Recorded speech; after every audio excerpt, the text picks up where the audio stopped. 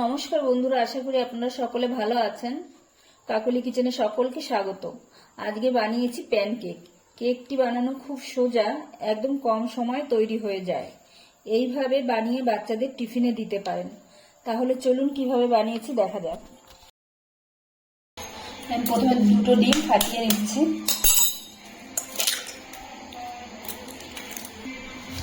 দিয়ে দিচ্ছি এর মধ্যে গুঁড়ো করা চিনি। এটা 120 গ্রাম আছে। 4 চামচ মতো সাদা তেল দিলাম। এখন আমি সবকিছু ভালো করে মিশিয়ে নেব। চিনি, ডিম আর তেল একসঙ্গে ভালো করে ফেটিয়ে নিতে হবে। ভালো করে মিশিয়ে নিয়েছি চিনির সঙ্গে। এখন আমি শুকনো উপকরণগুলো দেবো। আমি এখানে 1 কাপ ময়দা দিচ্ছি। এটা 240 গ্রামের মতন আছে। ময়দাটাকে আমি প্রথমে চেলে নেব।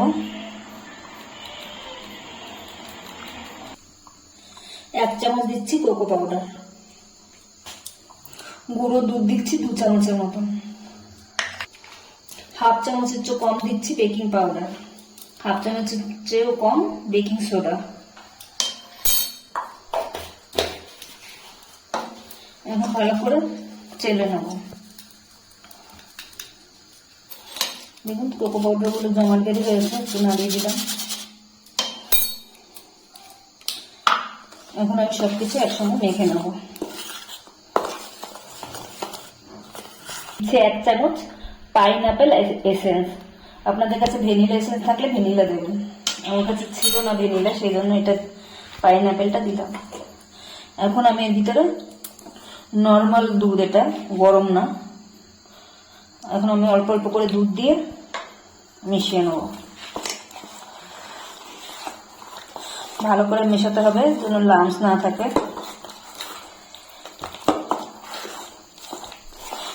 একসঙ্গে পুরো দুধটা দিলাম না, অল্প অল্প করে দিয়ে মেশাবো। ভালো করে মিশিয়ে নিয়েছি। ঘনত্বটা এরকম থাকবে, খুব বেশি পাতলাও হবে না, একদম খুব ঘনও না, এরকম থাকবে ঘনত্বটা। ব্যাস, এখন ভেজে নেব। আমি একটু কড়া বসিয়েছি। এখন অল্প সাদা তেল দিয়ে দিচ্ছি। সাদা তেলটা দিয়ে ভালো করে একটা টিস্যু পেপার দিয়ে সারা গায়ে লাগিয়ে নেব।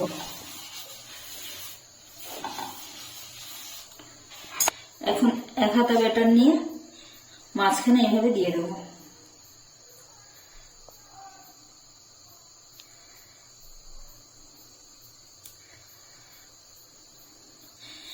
গ্যাসের ফ্লেমটা লোতেই রাখতে হবে। গ্যাসের ফ্লেম লোতে রেখে আমি এখন ঢাকা দিয়ে দিচ্ছি।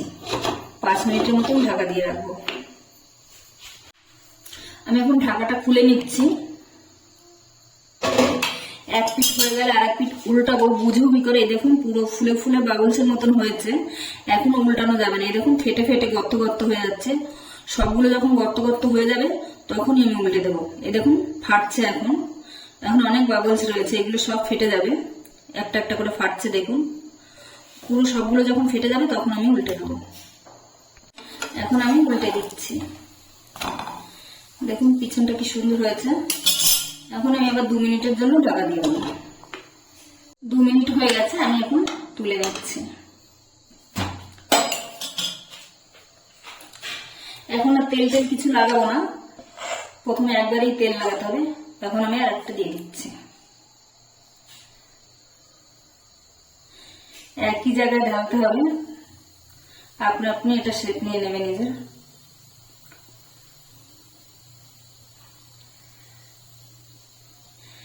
একটা খাতা করে দিলে তাহলে এক সাইজের হবে।